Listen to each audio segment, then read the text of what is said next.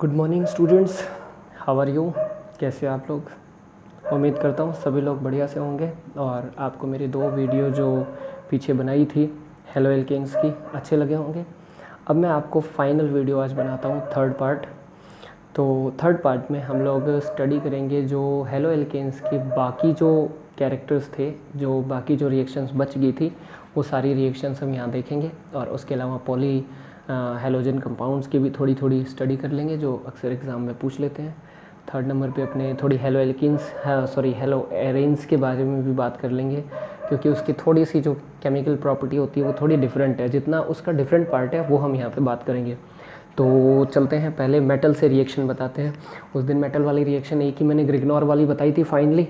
अब अपने उसके बाद चलते हैं।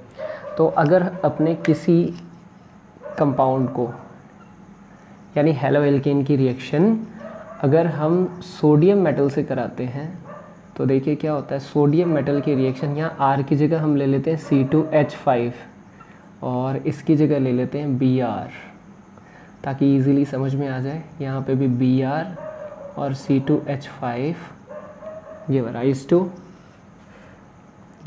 टू आप सब लोग जानते हैं, यहाँ से ये कंपाउंड रिप्लेस हो जाएगा, ये रिप्लेस हो जाएगा तो 2NaBr फ्री हो जाएगा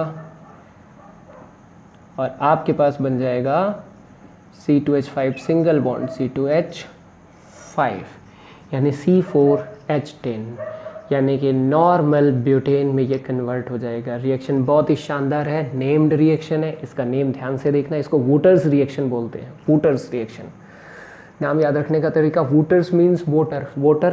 वोटर कौन होते हैं? वोटर सारे भाई भाई होते हैं, यानी सारे वोटर्स आपस में ब्रदर होते हैं। तो देखो ध्यान से, एक ब्रदर, 2 ब्रदर, दोनों ब्रदर्स आपस में मिल गए तो बन गया वोटर्स।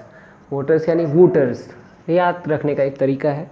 तो वूटर्स रिएक्शन में Na से रिएक्शन करेंगे। Na मान लो आपका कोई कंपाउंड है और मतलब एक मेटल है, तो वैसे मान लेते हैं ये आपका कोई तीसरा भाई है। तीनों ने मिलके वोट किया, वोट करने के बाद में ये गवर्नमेंट बन गई। तो इस तरह से आप वोटर्स रिएक्शन को अच्छे से क्लियरली लर्न कर सकते हैं। नाम अपनी तरफ से कुछ भी बना के आप याद कर लेते हैं, क्योंकि बहुत सारे स्टूडेंट्स का ये प्रॉब्लम था कि उनको नाम याद नहीं होता था। तो ये अब नाम आसानी से याद हो जाएगा, आपको लर्न हो जाएगा।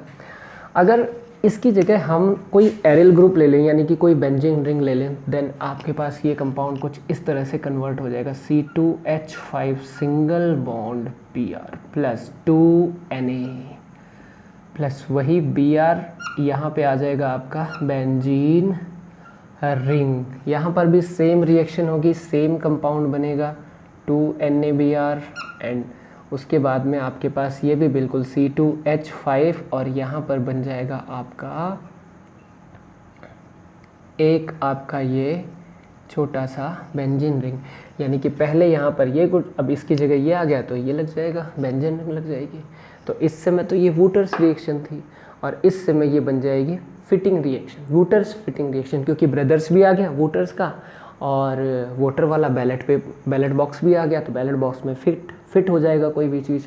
तो इस तरह से आप इस रिएक्शन को लर्न कर सकते हैं। रिएक्शन का नाम पड़ा वोटर्स रिएक्शन और इसका नाम पड़ा वोटर्स फिटिंग रिएक्शन। बहुत बढ़िया रिएक्शन है, इसको लर्न कर लेना। एक चीज़ हमेशा ध्यान रखना, इसमें हम ड्राई ईथर का यूज़ करते हैं, ड्राई ईथर।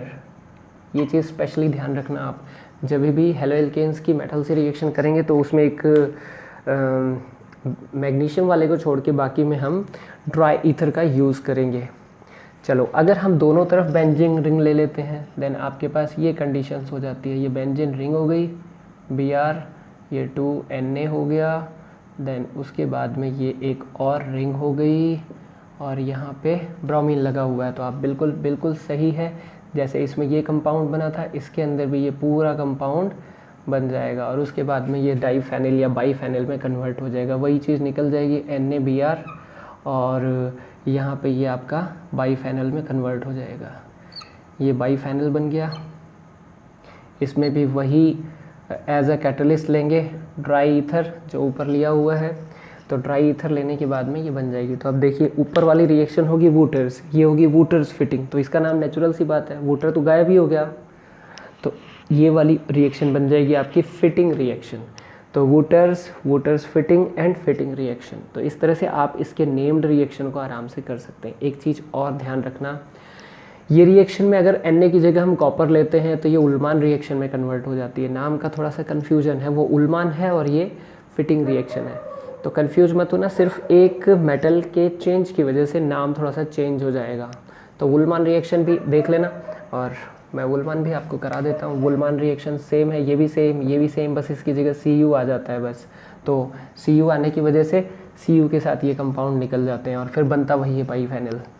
अब उसके बाद में आपके पास एक और रिएक्शन आती है। अगर हम जिंक के साथ इसकी रिएक्शन कराते हैं, C2H5 Br, इसके 2 मॉलिक्यूल्स लेते हैं और जिंक के भी 2 मॉलिक्यूल्स लेते हैं। तो जब जिंक के 2 मॉलिक्यूल्स लेते हैं तो आपके पास बिल्कुल ZnBr2 तो कन्वर्ट होगा ही, तो ये बन जाएगा ZnBr2, ये एज ए बाई प्रोडक्ट बाहर निकल जाएगा। तो नेचुरल सी बात है, क्या बन जाएगा आपके पास C2H5 ट्वाइस जिंक, ये रिएक्शन हो जाएगी। इसका एक स्पेशल नाम है, इसको हम लोग बोलते हैं फ्रैंकलैंड रिएजेंट, तो इसीलिए इस रिएक्शन का नाम भी पड़ गया फ्रैंकलैंड रिएक्शंस।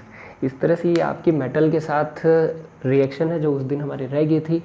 अब कुछ मैं आपको केमिकल प्रॉपर्टीज़ बता देता हूँ जो हेलो एरीन्स की हेलो एल्केन्स से थोड़ी सी डिफरेंट है। वैसे तो हेलो एल्केन्स और हेलो एरीन्स की जनरल रिएक्शन या जो मेटल के साथ रिएक्शन है वो सारी लगभग सेम है, बट कुछ एक कंडीशंस में रिएक्शंस में थोड़ा सा फ़र्क है। तो आप जल्दी से इसका एक छोटा सा स्क्रीनशॉट लेके देख लीजिए। ये कुछ स्पेशल रिएक्शंस थी। एक मैं आपको और बताता हूँ सिंपल सी बात, जो है हेलो एरीन्स के बारे में। उससे पहले हम एक रिएक्शन लिख के देखते हैं, C2H5 CH3 single bond CH2 single bond X, ये तो है हमारा हेलो एल्केन। अब हेलो एरीन्स भी लिख लेते हैं, C single bond C single bond C single bond C single bond C single bond C and single bond, ये वाला C, ये double bond single double single double, इसके साथ भी X है। मैंने आपको अपने 2 पार्ट में यही बताया था कि जो हेलो एल्केन्स होती हैं इसमें क्या होता है, ये अपने इलेक्ट्रॉन इसको पुश करता है और ये अपने इलेक्ट्रॉन इसको, तो यहाँ अच्छा खासा पुशिंग लगती है। तो ये भी अपने इलेक्ट्रॉन इधर पुश कर देगा और ये खुद भी इलेक्ट्रॉन खींचने वाला है, तो यहाँ पे इलेक्ट्रॉन डेंसिटी बढ़ जाएगी। तो ये एज ए न्यूक्लियोफाइल बिहेव करता है और कोई इससे स्ट्रॉन्ग न्यूक्लियोफाइल इसको अटैक करके बाहर निकाल देता है। This is called nucleophile substitution reaction, यानी कि जो एसन रिएक्शंस हैं वो इसका स्पेशल फीचर है हेलो एल्केन का, लेकिन ये फीचर हेलो एरीन्स का नहीं है। इसके 2 रीज़न है। ये न्यूक्लियोफाइल सब्सटीट्यूशन रिएक्शन बहुत ही लेस अमाउंट में देता है। क्यों देता है? इसके 2 रीज़न है। सबसे पहला रीज़न ये है कि ये इसके साथ फ्रीक्वेंसी, मतलब इसके साथ ये रेजोनेंस स्ट्रक्चर में होता है। जब रेजोनेंस स्ट्रक्चर में होता है तो यहाँ पे एक पार्शियल डबल बॉन्ड की तरह बिहेव करता है ये, तो इसकी वजह से ये बॉन्ड स्ट्रांग हो जाता है। तो स्ट्रांग बॉन्ड होने की वजह से ये बॉन्ड जल्दी टूट नहीं पाता है। दूसरी कंडीशन ये है कि ये वाला कार्बन sp2 हाइब्रिडाइज है क्योंकि डबल बॉन्ड है, और ये वाला कार्बन sp3 हाइब्रिडाइज है।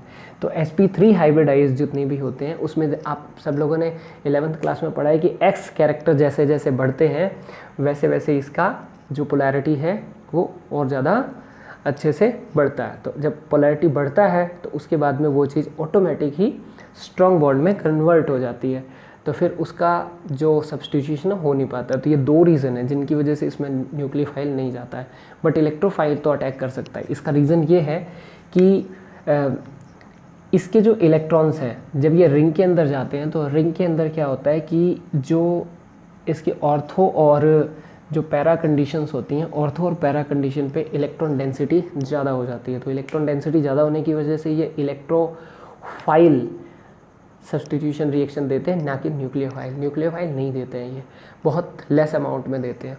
तो ये क्या देते हैं, इलेक्ट्रोफाइल सब्स्टिट्यूशन रिएक्शन ज़्यादा देते हैं। तो वो भी कौन सी, इसमें 2 प्रोडक्ट बनते हैं। मैं आपको वैसे बता देता हूँ, ये आपके पास बेंजीन रिंग हो गई और ये इसके साथ X लगा है, ये किसी A इलेक्ट्रोफाइल के साथ या E इलेक्ट्रोफाइल के साथ अटैच होता है, तो इसके 2 कंपाउंड बन सकते हैं, गिव राइज टू ये आपके पास एक कंपाउंड दिस इज़ और एक कंपाउंड आपका ये हो गया।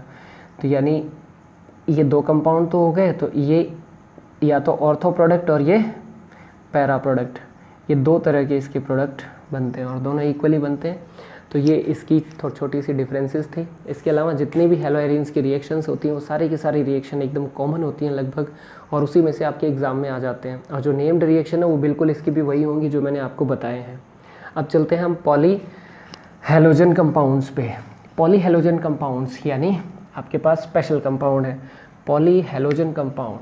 पॉली हेलोजन कंपाउंड मीन्स कौन से कंपाउंड? बहुत ही सिंपल कंपाउंड है भाई। पॉली हेलोजन यानी हेलोजन की क्वांटिटी उसमें एक से ज़्यादा होगी। तो कुछ हमारे पास पॉली हेलोजन कंपाउंड है। एक है हमारे पास मेथिल डाइक्लोराइड, दूसरा है हमारे पास CHCl3 यानी कि क्लोरोफॉर्म, तीसरा है हमारे पास CHI3 यानी आयोडोफॉर्म, और उसके बाद में आ गया आपका CCl4 यानी कि कार्बन टेट्राक्लोराइड, फिर उसके बाद में आ गया आपका DDT, और फिर उसके बाद में लास्ट में आ गया आपका फ्रेऑन या क्लोरोफ्लोरोकार्बन। तो क्लोरोफ्लोरोकार्बन के सिंपल, तो हम इनकी संरचना यानी कि स्ट्रक्चर्स की बात कर लेते हैं कि what is the structure of the these multi या पॉली हेलोजन कंपाउंड। तो पॉली हेलोजन कंपाउंड की स्ट्रक्चर बिल्कुल सिंपल है। इसमें दो या दो से ज़्यादा 2 और मोर हेलोजन ग्रुप्स होते हैं, तो इसकी वजह से ये। अब इनकी केमिकल प्रॉपर्टीज़ देखते हैं, क्योंकि सबसे ज़्यादा केमिकल प्रॉपर्टीज़ इनकी बहुत कॉमन है। ये सारे सुलाने का काम कर देते हैं, ये सब सुला देते हैं। कोई तो बैक्टीरिया को सुला देता है, कोई इंसान को सुला देता है, कोई डेड मटेरियल को सुला देता है, मतलब इनका स्पेशल काम सुलाने का है। चलो, सुलाने का मतलब यहाँ क्या है?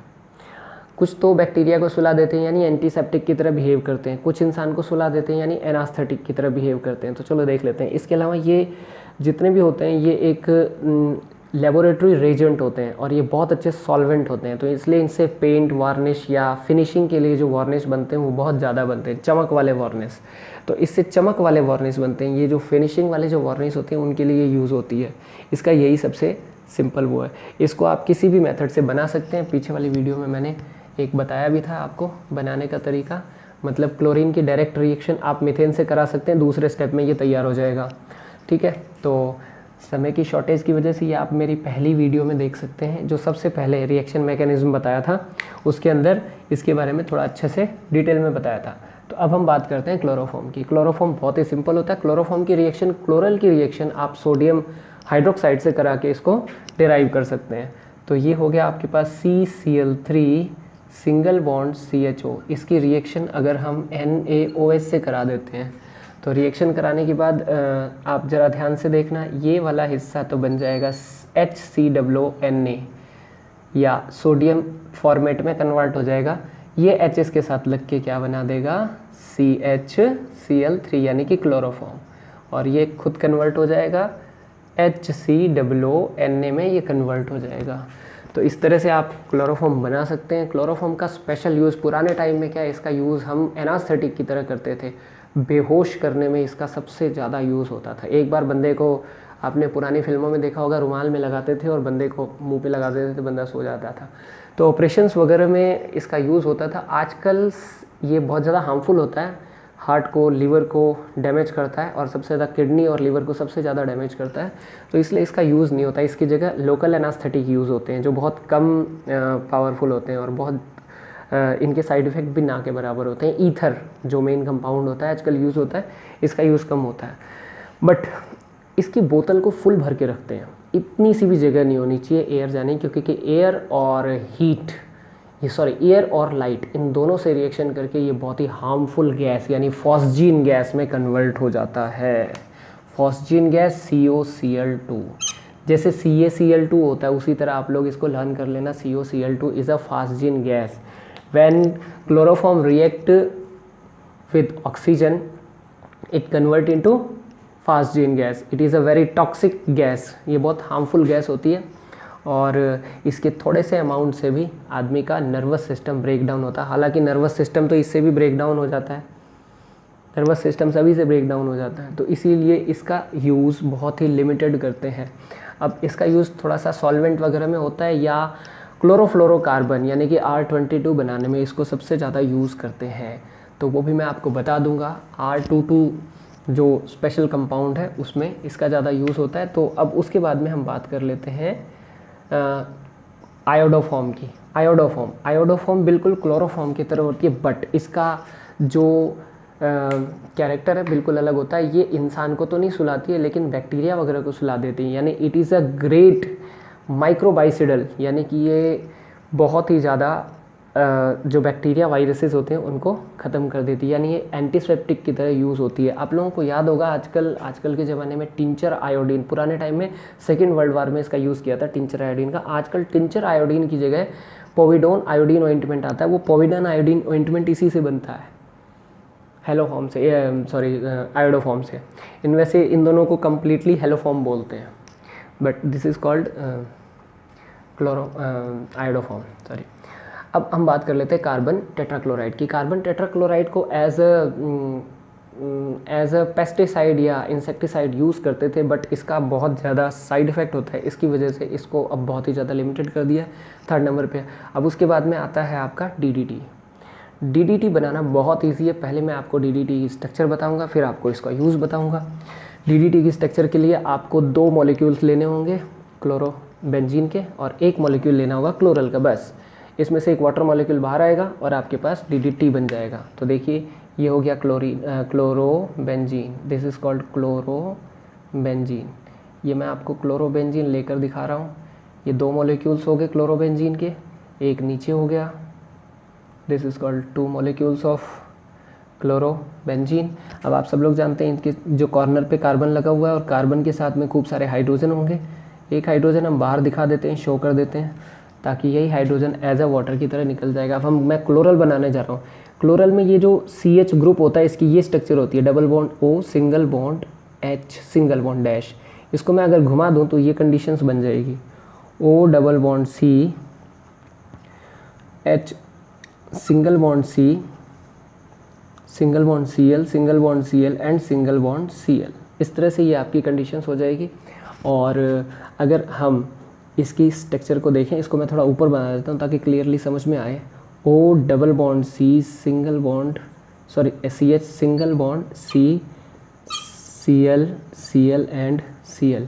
अब आप देखो ये इसमें से अगर वाटर का एक मॉलिक्यूल आप बाहर निकाल दें, देन ये सारी की सारी स्ट्रक्चर अटैच होकर DDT में कन्वर्ट हो जाएगी। तो मैं यहीं पे अटैच करके कर देता हूँ, तो आपके पास में ये बन जाएगा DDT। ये DDT की जनरल स्ट्रक्चर होती है। DDT का यूज़ पुराने टाइम में इंसेक्टिसाइड्स की फॉर्म में किया जाता था, बट ये हमारी अर्थ को सेसाइल बना देता है, जो फॉर्मिंग लैंड होते हैं उनको ख़त्म कर देता है, उसकी जो रिप्रोडक्टिव पावर होती है या जो मिनॉरिटी पावर होती है वो ख़त्म कर देता है। तो इस वजह से इसका भी यूज़ बहुत लिमिटेड होता है। पुराने टाइम में मच्छर मारने के लिए इसका यूज़ होता था, बट जिस वाटर में या जिस नाली के पानी में हम इसको डालते थे सारा डैमेज हो जाता था और इसका रिज़ल्ट भी बहुत ज़्यादा ख़राब आता था, इसीलिए इनके बहुत लिमिटेड यूज़ हो गए हैं। अब चलते हैं हम फ्रेऑन की बात कर लेते हैं। फ्रेऑन को हम क्लोरोफ्लोरोकार्बन भी बोलते हैं, बिकॉज इसमें